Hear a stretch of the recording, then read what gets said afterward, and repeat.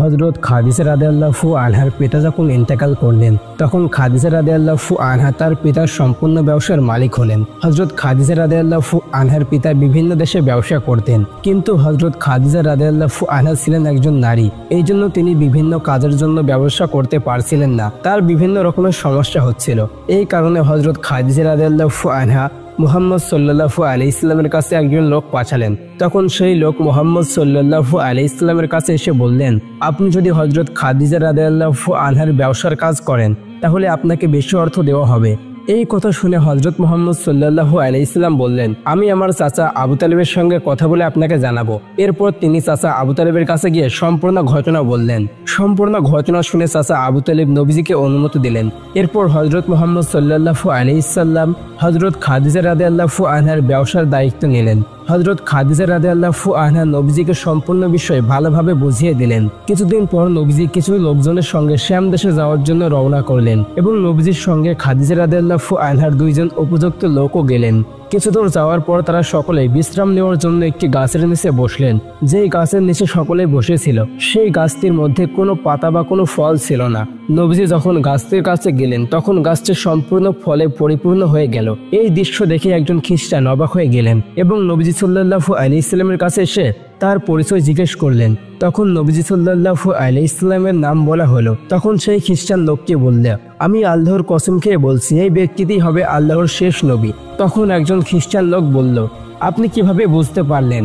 তখন সেই খ্রিস্টান লোকটি বলল, ইনজিল কিতাবে যা লেখা রয়েছে সবকিছু এই লোকটির সঙ্গে মিলে যায়। এই সংবাদ পেয়ে সকলে খুশি হলেন এবং সব মালামাল দ্রুত বিক্রয় হয়ে গেল এবং নবীজি দ্বিগুণ লাভ করলেন। এরপর নবীজি এবং বাকি লোকেরা হযরত খাদিজা রাদিয়াল্লাহু আনহার কাছে ফিরে আসলেন। হযরত খাদিজা রাদিয়াল্লাহু আনহা যখন জানতে পারলেন দ্বিগুণ লাভ হয়েছে তখন তিনি খুবই খুশি হলেন। যখন নবীজির অলৌকিক ঘটনার কথা হযরত খাদিজা রাদিয়াল্লাহু আনহা জানতে পারলেন তখন দ্বিগুণ লাভের থেকেও বেশি খুশি হলেন। এরপর হযরত খাদিজা রাদিয়াল্লাহু আনহার পিতার সম্পূর্ণ ব্যবসা মুহাম্মদ সাল্লাল্লাহু আলাইহি সাল্লামের হাতে তুলে দিলেন। এর কিছুদিন পর নবীজি ব্যবসার উদ্দেশ্যে রওনা করলেন। হযরত খাদিজা রাদিয়াল্লাহু আনহা ফিরে আসার জন্য অপেক্ষা করতে লাগলেন। তখন তিনি অপেক্ষা করতে করতে বাড়ির ছাদের ওপর পৌঁছালেন এবং তিনি দেখলেন একজন কাফিলা আসছে এবং তাদের মাথার ওপর দুটি পাখি তাদেরকে ছায়া দিচ্ছে। এই দৃশ্য দেখে হযরত খাদিজা রাদিয়াল্লাহু আনহা অনেক খুশি হলেন। তখন হযরত খাদিজা রাদিয়াল্লাহু আনহার বয়স ছিল 40 বছর এবং নবীজির বয়স ছিল মাত্র 25 বছর। আস্তে আস্তে হযরত খাদিজা রাদিয়াল্লাহু আনহার মনের ভিতরে নবীজির প্রতি ভালোবাসা তৈরি হলো। এই ভালোবাসা শুধুমাত্র আল্লাহ তাআলার হুকুমের মাধ্যমে তৈরি হয়েছিল। হযরত খাদিজা রাদিয়াল্লাহু আনহা মনে মনে ভাবছিলেন নবীজিকে বিয়ের প্রস্তাব দিবেন, কিন্তু তিনি লজ্জা পাচ্ছিলেন। এরপর হযরত খাদিজা রাদিয়াল্লাহু আনহা একজন পরিচিত লোক নাদিসাকে ডেকে পাঠালেন এবং বললেন, আমি যে এই বিয়েতে প্রচুর আগ্রহী, এই কথা যেন নবীজি কোনোভাবে জানতে না পারে। এরপর হযরত খাদিজা রাদিয়াল্লাহু আনহার আত্মীয় নাদিসা নবীজির কাছে আসলেন। এরপর তিনি ব্যবসার কিছু কথা আলোচনা করলেন। এরপর নাদিসা বললেন, আপনি এখনো বিবাহ করছেন না কেন? এখন তো আপনার বিয়ের উপযুক্ত সময় হয়ে গিয়েছে। এই কথার উত্তরে নবীজি বললেন, আমার বিয়ে করার সামর্থ্য নেই। বিয়েতে যে পরিমাণ অর্থ খরচ হয় সেই পরিমাণ অর্থ আমার কাছে এখন নেই। বিয়ের পর যদি স্ত্রীকে তার ভরণ পোষণ না দিতে পারি তাহলে বিয়ের কথা আলোচনা করাটাই বোকামি। এরপর নাদিসা বললেন, আপনাকে যদি এমন একজনের সন্ধান দেই, সে ধনী, সে সুন্দরী, সে গুণবতী এবং তিনি যদি সকল কিছুর খরচ বহন করেন, তাহলে কি আপনি এই বিয়েতে রাজি থাকবেন? এরপর নবীজি সাল্লাল্লাহু আলাইহি সাল্লাম বললেন, এত বড় আশা করাটা কি আমার জন্য ঠিক হবে? এরপর নাদিসা বললেন, তিনি আর কেউ নয়, তিনি হলেন হযরত খাদিজা রাদিয়াল্লাহু আনহা। এই কথা শুনে নবীজি সাল্লাল্লাহু আলাইহি সাল্লাম বললেন, আমি আমার চাচার সঙ্গে কথা বলে দেখছি, এই বিষয়ে আমার চাচার সঙ্গে আমাকে কথা বলতে হবে। যদি আমার চাচা এই বিষয়ে রাজি হন তাহলে আমিও রাজি হব। এরপর নবীজি সাল্লাল্লাহু আলাইহি সাল্লাম চাচা আবু তালিবের কাছে আসলেন এবং সম্পূর্ণ বিষয় নিয়ে আলোচনা করলেন এবং নবীজির চাচা আবু তালিব এই বিষয়ে রাজি হয়ে গেলেন এবং নবীজিকে বিবাহ করার জন্য অনুমতি দিলেন। এরপর হযরত খাদিজা রাদিয়াল্লাহু আনহা এর বাড়িতে নবীজির পক্ষ থেকে নবীজির চাচা হামজা রাদিয়াল্লাহু আনহু বিয়ের প্রস্তাব নিয়ে গেলেন। এদিকে খাদিজা রাদিয়াল্লাহু আনহার পক্ষ থেকে উপস্থিত ছিলেন ওমর ইবনে আসাব, এছাড়াও সেখানে আরো অনেকজন উপস্থিত ছিল। এরপর তারা সকলে মিলে হযরত খাদিজা রাদিয়াল্লাহু আনহা এবং হযরত মুহাম্মদ সাল্লাল্লাহু আলাইহি সাল্লামের বিবাহ সম্পন্ন করলেন। বিবাহ হওয়ার পর নবীজির চাচা আবু তালিব বললেন, সকল প্রশংসা শুধুমাত্র আল্লাহ তাআলার জন্য। তিনি আমাদেরকে হযরত ইব্রাহিম আলাইহিস সালামের বংশে জন্মগ্রহণ করিয়েছেন এবং এবং তিনি আমাদেরকে দয়া করে পবিত্র কাবা শরীফের দায়িত্ব দিয়েছেন। আমার ভাতিজা হযরত মুহাম্মদ সাল্লাল্লাহু আলাইহি সাল্লাম আর্থিকভাবে গরিব হলেও তাকে মক্কার সকল লোকেরা ভালোবাসে। এরপর হযরত খাদিজা রাদিয়াল্লাহু আনহার পক্ষ থেকে ওমর ইবনে আসাব বললেন, আমি মোহরানা হিসেবে খাদিজার 20টি উট দিলাম। এভাবেই হযরত খাদিজা রাদিয়াল্লাহু আনহা এবং হযরত মুহাম্মদ সাল্লাল্লাহু আলাইহি সাল্লামের বিবাহ সম্পূর্ণ হলো। বিবাহের পর নবীজির ধন সম্পদের কোনো কিছু অভাব ছিল না। তারপরেও তিনি বারে বারে হেরা গুহাতে গিয়ে নির্জনে একা একা সময় কাটাতেন। তিনি হেরা গুহাতে গিয়ে মনে মনে ভাবতেন, মানুষ কেন একে অপরের প্রতি হিংসা করে, কেন মানুষ নিজেদের মধ্যে মারামারি করে। এভাবেই 15 বছর নবীজি আল্লাহ তাআলার ইবাদতে লিপ্ত ছিলেন। যখন নবীজির বয়স 40 বছর হলো, তখন নবুয়ত লাভের আগে তিনি বারবার স্বপ্ন দেখতেন। সব স্বপ্নই ছিল অদ্ভুত। হযরত মুহাম্মদ সাল্লাল্লাহু আলাইহি সাল্লাম এসব স্বপ্নের কথা হযরত খাদিজা রাদিয়াল্লাহু আনহাকে বলতেন। তখন হযরত খাদিজা রাদিয়াল্লাহু আনহা বলতেন, আপনি যেভাবে আল্লাহ তাআলার ইবাদত করছেন, আপনি এই ইবাদতের ফল অবশ্যই পাবেন। আপনি তো কখনো অন্যায় কিছু করেননি, তাই আপনার ভয় পাওয়ার কোনো কারণ নেই। একদিন হযরত মুহাম্মদ সাল্লাল্লাহু আলাইহি সাল্লাম একটি রাস্তা দিয়ে হেঁটে যাচ্ছিলেন। তখন তিনি শুনতে পেলেন, ইয়া মুহাম্মদ। তখন নবীজি ভয় পেয়ে গেলেন। তখন আবারও শব্দ শোনা গেল, আপনি ভয় পাবেন না, অবশ্যই আল্লাহ তাআলা আপনাকে একটি গুরুত্বপূর্ণ দায়িত্ব দান করবেন। আপনি হবেন আল্লাহর প্রেরিত রাসূল। আপনার দায়িত্ব হলো মানুষকে সত্যের পথে আহ্বান করা। এরপর নবীজি আবারও হেরা গুহাতে গেলেন। তখন হঠাৎ করে জিবরাইল আলাইহিস সালাম হেরা গুহাতে এসে বললেন, হে মুহাম্মদ সাল্লাল্লাহু আলাইহি সাল্লাম, আমি আল্লাহর পক্ষ থেকে তোমার কাছে এসেছি। আমি আল্লাহর কাছ থেকে কিছু সংবাদ নিয়ে আপনার কাছে এসেছি। আপনি হবেন শেষ নবী এবং আপনি হবেন আল্লাহর প্রেরিত রাসূল। এরপর হযরত জিবরাইল আলাইহিস সালাম একটি রেশমি কাগজ নিয়ে নবীজিকে দিলেন এবং বললেন, হে নবী, আপনি পড়ুন। তখন নবীজি বললেন, আমি তো পড়তে পারি না। এরপর হযরত জিবরাইল আলাইহিস সালাম নবীজিকে জোরে চাপ দিয়ে বললেন, হে নবী, আপনি পড়ুন। তখন নবীজি সাল্লাল্লাহু আলাইহি সাল্লাম বললেন, পড়ুন তোমার প্রভুর নামে, যিনি মানুষকে সৃষ্টি করেছেন। পড়ুন, তোমার রব সব থেকে দয়ালু। তিনি মানুষকে শিখিয়েছেন যা মানুষ জানতো না। তিনি তোমাদেরকে কলমের মাধ্যমে জ্ঞান দান করেছেন। সূরা আলাক আয়াত নম্বর 1 থেকে 5, প্রথম ওহী, কোরআনের সর্বপ্রথম 5 আয়াত। এরপর হযরত মুহাম্মদ সাল্লাল্লাহু আলাইহি সাল্লাম বাড়ি ফিরে এসে হযরত খাদিজা রাদিয়াল্লাহু আনহাকে সম্পূর্ণ ঘটনা বললেন। তখন হযরত খাদিজা রাদিয়াল্লাহু আনহা খুশি হয়ে বললেন, আপনি চিন্তা করবেন না, আল্লাহ তাআলা আপনাকে যে দায়িত্ব দিয়েছেন সেই দায়িত্ব আপনি পালন করার মতো আপনাকে শক্তিও আল্লাহ তাআলা দান করবেন। এরপর হযরত খাদিজা রাদিয়াল্লাহু আনহা তার চাচাতো ভাই নওফেলকে এই সম্পূর্ণ ঘটনা বললেন। নওফেল খুশি হয়ে বললেন, এই সেই ফেরেশতা জিবরাইল, তিনি মুসা এবং ঈসা আলাইহিস সালামের কাছে ওহী নিয়ে আসতেন। আমি যদি জীবিত থাকি তাহলে অবশ্যই নবীজিকে আমি সাহায্য করব, কারণ তার নিজের লোকেরাই তাকে একদিন দেশতারা করবে। এর কিছুদিন পর হযরত জিবরাইল আলাইহিস সালাম দ্বিতীয়বারের মতো নবীজির কাছে ওহী নিয়ে আসলেন এবং বললেন, আপনি উঠুন এবং সতর্ক করুন এবং আপনার প্রতিপালকের শ্রেষ্ঠতা বর্ণনা করুন। সব অন্যায় এবং পাপ থেকে নিজেকে বিরত রাখুন। এমন কোনো কিছু দান করবেন না যা ফেরত পাওয়ার আশায় করা হয়। আপনি আল্লাহর নামে ধৈর্য ধারণ করুন। আল্লাহ তাআলা জিবরাইল আলাইহিস সালামের মাধ্যমে নবীজি সাল্লাল্লাহু আলাইহি সাল্লামের কাছে যত আয়াত নাজিল করেছেন, নবীজি সব আয়াত একবার শুনে মুখস্থ করে ফেলতেন। এরপর কোরআনের আয়াতগুলো নবীজি সাল্লাল্লাহু আলাইহি সাল্লাম সাহাবাদের মধ্যে পড়িয়ে শোনাতেন। সাহাবারা এমনভাবে মুখস্থ করতেন যে মৃত্যুর আগ পর্যন্ত কখনো ভুলতেন না। দ্বিতীয়বার যখন কোরআনের আয়াত নাজিল করা হলো, তখন থেকে নবীজি ইসলামের দাওয়াত দিতে শুরু করলেন। সর্বপ্রথম তিনি হযরত খাদিজা রাদিয়াল্লাহু আনহাকে ইসলামের পথে দাওয়াত দিলেন এবং হযরত খাদিজা রাদিয়াল্লাহু আনহা সর্বপ্রথম ইসলাম ধর্ম গ্রহণ করলেন। তিনি হলেন ইসলামের সর্বপ্রথম মুসলিম। নবীজি এবং হযরত খাদিজা রাদিয়াল্লাহু আনহার বিয়ের কিছুদিন পর মক্কার লোকেরা হযরত খাদিজা রাদিয়াল্লাহু আনহার নামে কিছু কথা বলতে শুরু করলো। তখন সেখান থেকে এক ব্যক্তি বলছিল, খাদিজা রাদিয়াল্লাহু আনহা তো অনেক ধনী ব্যক্তি, কিন্তু তিনি দরিদ্র মুহাম্মদ সাল্লাল্লাহু আলাইহি সাল্লামকে বিবাহ করেছেন। হযরত খাদিজা রাদিয়াল্লাহু আনহা কত বড় ভুল কাজ করেছেন। এই খবর যখন হযরত খাদিজা রাদিয়াল্লাহু আনহা জানতে পারলেন, তখন তিনি খুবই দুঃখ প্রকাশ করলেন এবং একটি দাওয়াত খাওয়ার আয়োজন করলেন। হযরত খাদিজা রাদিয়াল্লাহু আনহা অনেক বড় লোকেদের দাওয়াত দিলেন। তারা সকলে এসে উপস্থিত হলেন এবং খাওয়া দাওয়া শেষ করে হযরত খাদিজা রাদিয়াল্লাহু আনহা বললেন, আমার কিছু কথা আপনাদের কাছে বলার রয়েছে। এরপর সেই ধনী লোকেরা বলল, আপনি কি বলবেন? তখন হযরত খাদিজা রাদিয়াল্লাহু আনহা বললেন, আমি ধনী হয়ে দরিদ্র মুহাম্মদ সাল্লাল্লাহু আলাইহি সাল্লামকে বিবাহ করেছি। আমি কি কোনো ভুল কাজ করেছি? তখন সেই বড় লোকেরা বলল, হ্যাঁ, অবশ্যই আপনি ভুল কাজ করেছেন। আপনি চাইলে তো অনেক ধনী ব্যক্তিকে বিবাহ করতে পারতেন। এখনো অনেক সময় রয়েছে, আপনি তাড়াতাড়ি মুহাম্মদকে তালাক দিয়ে দিন। নাউজুবিল্লাহ। এই কথা শুনে হযরত খাদিজা রাদিয়াল্লাহু আনহা বললেন, আমি আপনাদের কাছে কোনো বিচার চাইনি, আমি আমার সিদ্ধান্ত আমি নিজেই নিব। আপনারা বলুন, আমার স্বামী গরিব বলে কি আপনারা আমার স্বামীকে অপমান করছেন? তখন বড়লোক ব্যক্তিরা বলল, হ্যাঁ, তোমার স্বামী গরিব, তাই তাকে আমরা অপমান করছি। এই কথা শুনে হযরত খাদিজা রাদিয়াল্লাহু আনহা বললেন, আমি আমার সকল ঘরবাড়ি এবং সকল টাকা পয়সা সম্পত্তি আমার স্বামী মুহাম্মদ সাল্লাল্লাহু আলাইহি ওয়াসাল্লামকে দিয়ে দিলাম। এখন থেকে আমি আর কোনো অর্থের মালিক নই, এখন থেকে সব সম্পত্তির মালিক আমার স্বামী। তিনি যেভাবে খরচ করার ইচ্ছা তিনি সেভাবেই খরচ করবে। আমার স্বামী যদি আমাকে দাসী হিসেবে গ্রহণ করে তাহলে আমি তাতেই খুশি। এরপর তিনি আবারও বললেন, আজ থেকে এই আরব দেশে আমার স্বামী একজন ধনী ব্যক্তি নামে পরিচিত হবে। হযরত খাদিজা রাদিয়াল্লাহু আনহার মুখ থেকে এমন কথা শুনে সেখানে থাকা সকল ধনী ব্যক্তিরা লজ্জায় পড়ে গেল। সকল কথা শুনে হযরত মুহাম্মদ সাল্লাল্লাহু আলাইহি ওয়াসাল্লাম বললেন, হে খাদিজা, আমার এই সকল সম্পত্তির কোনো প্রয়োজন নেই। এই কথা শুনে হযরত খাদিজা রাদিয়াল্লাহু আনহা বললেন, আপনি এখন থেকে এই আরব দেশের একজন ধনী ব্যক্তি। এখন থেকে আপনি গরিব এবং এতিম বাচ্চাদের সাহায্য করবেন। ইসলামের যেন কোনো ক্ষতি না হয়, কেউ যেন বলতে না পারে মুহাম্মদ সাল্লাল্লাহু আলাইহি ওয়াসাল্লাম গরিব। যখন নবীজি সম্পত্তির মালিক হলেন তখন থেকে তিনি প্রচুর দান করতে শুরু করলেন। তিনি গোপনে গোপনে 3 বছর ধরে ইসলাম প্রচার করলেন। এরপর 4th বছরে আল্লাহ তাআলা নবীজি সাল্লাল্লাহু আলাইহি ওয়াসাল্লামকে নির্দেশ দিলেন সকলের সামনে ইসলাম প্রচার করার জন্য।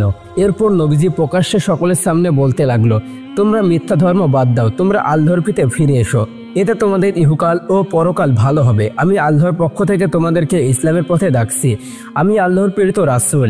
নবীজির এই কথা শুনে সবাই কিছুক্ষণ চুপ করেছিল, কিন্তু আবু জাহেল বলল, তুমি এত বড় সাহস কোথা থেকে পেলে?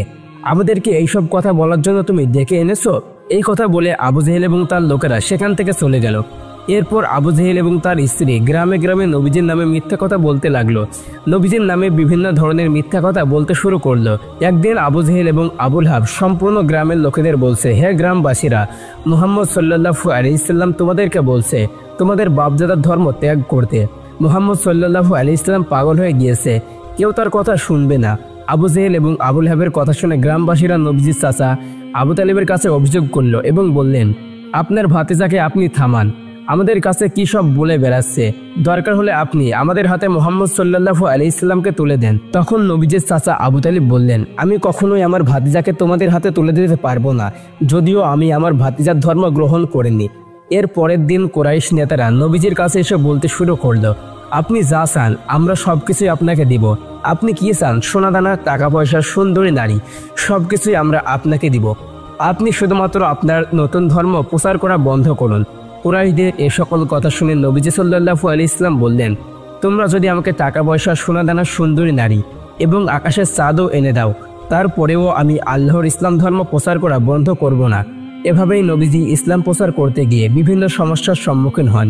এদিকে হযরত খাদিজা রাদিয়াল্লাহু আনহা নবীজিকে ইসলাম প্রচারের পথে অনেক সাহায্য করত এবং তিনি নবীজিকে বলতেন, আপনি কাফিরদেরকে ভয় পাবেন না, যদি আল্লাহ তাআলা চায় তাহলে কোনো কাফির আপনার কোনো ক্ষতি করতে পারবে না। এর কিছুদিন পর নবীজি সাল্লাল্লাহু আলাইহি ওয়াসাল্লাম হেরা গুহাতে ধ্যানমুক্ত হয়ে বসেছিলেন। ঠিক তখন হযরত জিবরাইল আলাইহিস সালাম হেরা গুহাতে এসে পৌঁছালেন এবং তিনি বললেন, হে আল্লাহর রাসূল, হযরত খাদিজা রাদিয়াল্লাহু আনহা আপনার জন্য খাবার নিয়ে এসেছে, আপনি তাকে জানিয়ে দিন যে মহান আল্লাহ তাআলা তাকে সালাম জানিয়েছেন এবং আপনি তাকে এটাও বলে দিন যে আল্লাহ তাআলা তার জন্য জান্নাতে মুক্তা দিয়ে প্রাসাদ তৈরি করেছেন। এই কথা বলে হযরত জিবরাইল আলাইহিস সালাম হেরা গুহা থেকে চলে গেলেন। এরপর হযরত খাদিজা রাদিয়াল্লাহু আনহা খাবার হাতে করে হেরা গুহার ভিতরে প্রবেশ করলেন। এরপর নবীজি সাল্লাল্লাহু আলাইহি ওয়াসাল্লাম হযরত খাদিজা রাদিয়াল্লাহু আনহাকে বললেন, হে খাদিজা, আল্লাহ তাআলা তোমার জন্য সুসংবাদ পাঠিয়েছেন, আল্লাহ তাআলা তোমাকে আরশের উপর থেকে সালাম জানিয়েছেন। এই কথা শুনে হযরত খাদিজা রাদিয়াল্লাহু আনহা খুশিতে কান্না করতে শুরু করলেন এবং বললেন, হুজুর, আমি জানি না আল্লাহ তাআলার সালামের উত্তর কিভাবে দিতে হয়, আপনি আমার পক্ষ থেকে সালামের উত্তরটা দিয়ে দিন। হযরত মুহাম্মদ সাল্লাল্লাহু আলাইহি ওয়াসাল্লাম এবং হযরত খাদিজা রাদিয়াল্লাহু আনহা দীর্ঘ 25 বছর সংসার করেছেন। এই 25 বছরের মধ্যে তিনি আর কোনো বিবাহ করেননি।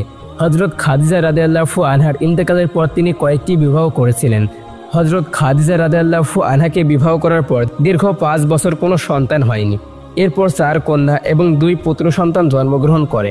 তখন হযরত খাদিজা রাদিয়াল্লাহু আনহা নবীজি সাল্লাল্লাহু আলাইহি ওয়াসাল্লামকে বললেন, হুজুর, আপনি যদি আমার 3টা প্রশ্নের উত্তর দিতেন তাহলে আমার মনটা খুবই শান্ত হতো। এই কথা শুনে নবীজি সাল্লাল্লাহু আলাইহি ওয়াসাল্লাম বললেন, তুমি কি জানতে চাও আমাকে বলো। তখন হযরত খাদিজা রাদিয়াল্লাহু আনহা বললেন, প্রথম কথা, আপনি আমার জানাজার নামাজ নিজে পড়াবেন। দ্বিতীয় কথা, আমার মৃত্যুর পর আপনি আপনার একটি কাপড় দিয়ে আমাকে ঢেকে দিবেন, কারণ আপনার কাপড়ের বরকতে আমার কবরের ভিতরে কোনো চাপ আসবে না। তৃতীয় কথা, আমার দাফন শেষ করার পর সবাই চলে যাবে, তখন আপনি আমার কবরের পাশে বসে থাকবেন, কারণ কবরের ভিতর মুনকার এবং নাকির ফেরেশতা এমন ভয়ঙ্কর রূপ নিয়ে আসবে, যেই ভয়ঙ্কর রূপ দেখে আমি হয়তো প্রশ্নের উত্তর দিতে পারবো না। আমি যদি প্রশ্নের উত্তর ভুল করি তাহলে আপনি আমার বদলে প্রশ্নের উত্তর দিয়ে দিবেন। নবীজি সাল্লাল্লাহু আলাইহি সাল্লাম হযরত খাদিজা রাদিয়াল্লাহু আনহার এ সকল কথায় সম্মতি জানালেন। হযরত খাদিজা রাদিয়াল্লাহু আনহা বুঝতে পারলেন তার মৃত্যুর সময় হয়ে এসেছে। যখন হযরত খাদিজা রাদিয়াল্লাহু আনহা বুঝতে পারলেন এই দুনিয়ার সকলেই একদিন মৃত্যুস্বাদ গ্রহণ করবে, তিনি মৃত্যুর আগে নবীজিকে বললেন, হে আমার প্রিয় স্বামী, আমার সময় প্রায় শেষ হয়ে এসেছে, আমি দুনিয়া থেকে বিদায় নিচ্ছি। আপনার সঙ্গে কিয়ামতের আগে হয়তো আমার দেখা হবে না। দীর্ঘ 25 বছর আমি আপনার সঙ্গে সংসার করেছি। দীর্ঘ 25 বছরে আমি আপনার সঙ্গে সংসার জীবনে হয়তো অনেক ভুল ত্রুটি করেছি। আমি আপনার সঙ্গে হয়তোবা অনেক ভুল ত্রুটি করেছি, জেনে বা না জেনে। আপনি আমাকে ক্ষমা করে দিয়েন। আমার কন্যা ফাতেমাকে আপনি সবসময় খেয়াল রাখবেন। হযরত খাদিজা রাদিয়াল্লাহু আনহার এই কথা শুনে নবীজি সাল্লাল্লাহু আলাইহি সাল্লাম কান্নায় ভেঙে পড়লেন এবং বললেন, খাদিজা, তোমার কি অনেক কষ্ট হচ্ছে? হ্যাঁ, আমার অনেক কষ্ট হচ্ছে। তখন নবীজি সাল্লাল্লাহু আলাইহি সাল্লাম বললেন, হে খাদিজা, তোমার এই কষ্টের মধ্যেই রয়েছে আল্লাহ তাআলার রহমত। আল্লাহ তাআলা তোমার জন্য জান্নাতে একটি প্রাসাদ বানিয়ে রেখেছেন। হে খাদিজা, তোমার জন্য জান্নাতে বিবি হাজেরা এবং আরো দুজন অপেক্ষা করছে, জান্নাতে তুমি তাদের সঙ্গে দেখা করবে। হে খাদিজা, তুমি শেষবারের মতো একবার প্রাণ ভরে কালেমা পড়ো। এই কথা শুনে হযরত খাদিজা রাদিয়াল্লাহু আনহা কালেমা তয়্যিবা পাঠ করলেন, লা ইলাহা ইল্লাল্লাহু মুহাম্মাদুর রাসূলুল্লাহ সাল্লাল্লাহু আলাইহি সাল্লাম।